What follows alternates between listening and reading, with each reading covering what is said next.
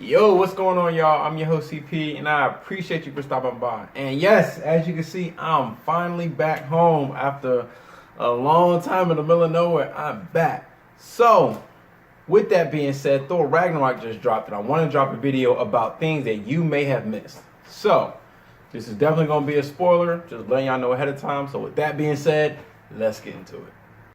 But behind closed doors, I'm a fool for your love.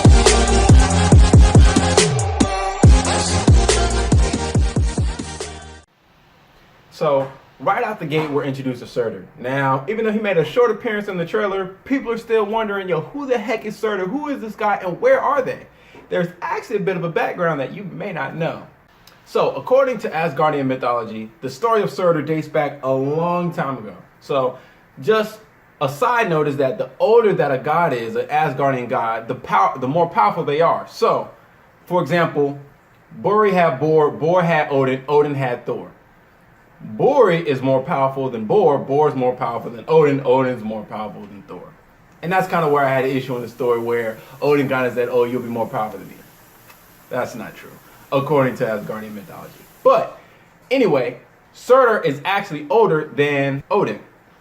So, when Odin was younger, Odin had two brothers, Vili and V, and they actually went off to go fight off Surtur, who is the king of the fire demons. And during this time, Surtur actually kills Vili and V, and their life force actually merges with Odin, and that is what becomes the Odin Force. Now, the Odin Force is just the power that Odin has to allow him to do literally anything that he wants or anything that he needs to do. He's defeated Galactus. He enchanted Mjolnir. All these things. So it ideally allows him to do anything that he wants to do. So what the writers have done, in order to make his power finite, they actually put a cap on it. So the more of this Odin Force that he uses, he then has to go into an Odin sleep. And this Odin sleep is what's used to recharge this Odin Force. So the more power that he uses, the longer that he has to sleep. So after this first encounter, Odin then goes back to fight Surtur. This time he actually locks him away in the earth, which brings us to the beginning of Thor Ragnarok. Also, according to Asgardian mythology, there is a prophecy where Loki will bring on Ragnarok. So, I was actually surprised at how close the movie was to this. Technically, it was Hela that actually destroyed all the people of Asgard, and it was Loki that actually brought Surtur, or he put the crown into the eternal flame, which in Marvel Comics, it was actually his sword that was cast into the eternal flame, then brought Surtur to destroy all of Asgard. But nonetheless, Loki did technically start off Ragnarok. Now, according to this movie, they've defined Ragnarok as the destruction of Asgard. And that is correct to an extent. Ragnarok is the destruction of Asgard and its people, but it's not just that, it's actually the cycle. There was a point in time in Marvel Comics when Loki was actually plotting to destroy Asgard. During this time, Thor was on Earth trying to find his way back to Asgard because he was banished. During this time, he actually went on a journey to obtain the wisdom of Odin. What he ends up finding out is that this whole destruction of Asgard isn't the only time that it's happened. It's actually happened countless times. And he also learned that Odin found out this secret. When Odin found out, he noticed that during this whole repetition of Ragnarok, in none of these time periods was Thor banished. So that's exactly what he did in order to stop this trend. Thor ends up finding out that there's this group of people who are called the ones who sit above in shadow. They actually feed on this destruction and rebirth of Asgard. So he destroys them. And at that point in time, that's when all the Asgardians and himself are presumed dead. This brings up another very interesting topic and something else that you may not know, and that is the reason why Ragnarok was written. Now, in Marvel Comics, the reason why Ragnarok was written is because the writers needed to kill off Thor for Civil War. They knew Thor was this overpowered superhero, and whatever side he was going to be on, whether it was the Anti-Registration Act or the Pro-Registration Act side, it was going to tip the scale either way. At this same time, they did the same thing to Hulk.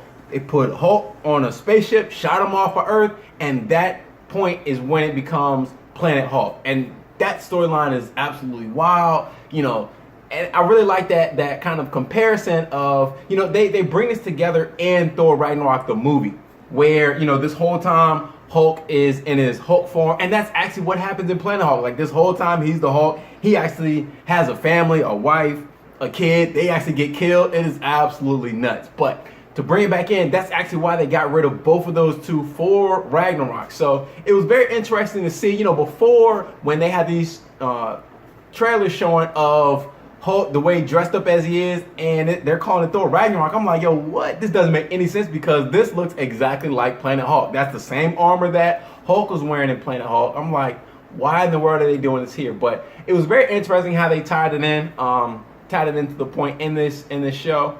And I think it really worked out well. It worked out good. It definitely caught me by surprise. I wasn't expecting, to an extent, I wasn't expecting some of the things that happened, but overall it was still good.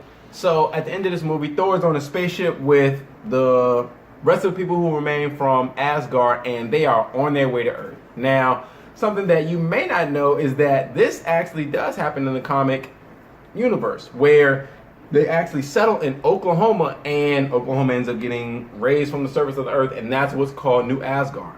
Now, I don't think this is going to happen in the Marvel Cinematic Universe. It seems like in Thor Ragnarok, a lot of it alluded to Norway. You had Odin on multiple times talk about how beautiful Norway was. So it seems like it would make sense for them to settle in Norway instead.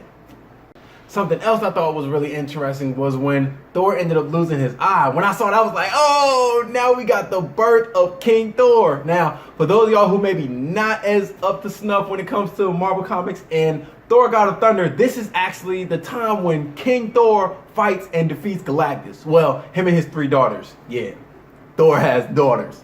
So, anyway, I think that's something else that you all will know. I have no idea how they're going to implement this. To my understanding, Marvel doesn't have anything planned for their Phase 3, which is, only thing they have left in their Phase 3 is, after Ragnarok, you got Black Panther, and then you got Infinity War. After that, they don't have any plans. I've been hearing that they're not going to do any more of these Avengers where you have a lot of big heads coming together, but we'll see how that's going to turn out. I really wonder, how they're going to leave that hanging with King Thor being there. The last thing that I would say would be, I think, absolutely critical, and something that you may not have noticed, maybe a little bit of an Easter egg, but as Loki is carrying the crown of Surtur, he actually walks past the Tesseract. Now, this is actually something that's going to be really important when it comes to Infinity War, because inside the Tesseract is an Infinity Gem, and this is one of the Infinity Gems that powers the Infinity Gauntlet, and that's something that Thanos is going to get his hands on. So at some point, Thanos and Loki are going to clash. I don't know where they're going to fight. If they fight, Loki's probably going to die. Who knows? But we know that there's going to be some kind of interaction where Thanos ends up getting that Infinity Stone from Loki. Now, I don't know. We can do, in another video, I can do some speculations on how Infinity War is going to go. Honestly, I'll just save it for that. That's going to be a good one. I think there's going to be a really dark side when it comes to Infinity War. But again, I'll get to that in another video. But I'm really interested to know, how did you all feel about Ragnarok? I honestly thought it was a great show. Of course, I have two sides. I have the side of, I'm just enjoying it as a fan of, Marvel, of Marvel, just watching movies in general. And I have a side where, I'm a comic critique. So, I try to base it based on the accuracy on how accurate it is to the comics. And honestly, I really, even though, it was kind of, I had the same feelings about X-Men Days of Future Past. As a movie, it was a great movie. Days of Future Past, it wasn't accurate, for one, the genocide didn't happen in New York, it happened in Geneva. But, it's just details, right? Little things. Similar to here, there were little things that weren't quite as accurate, but I still think it was a great movie. Honestly, of all the Marvels, out of this, 22 movie streak, this is definitely, I would put it in top 3. I would say, maybe in no particular order, I would definitely put Thor Ragnarok, Civil War, and Age of Ultron as my top Marvels movies. But I'm interested to know, how do you all feel about Thor Ragnarok? Did y'all like it as much as I did, or not so much? Or did y'all catch any of these Easter eggs that I mentioned in the movie? Comment down below, let's talk about it. If y'all like this video, definitely like and subscribe to help me navigate the direction of this channel. Well, this is Commentary with CP. I'm coming at you with another video. I definitely appreciate y'all for watching, and I'll catch you on the next one. Peace.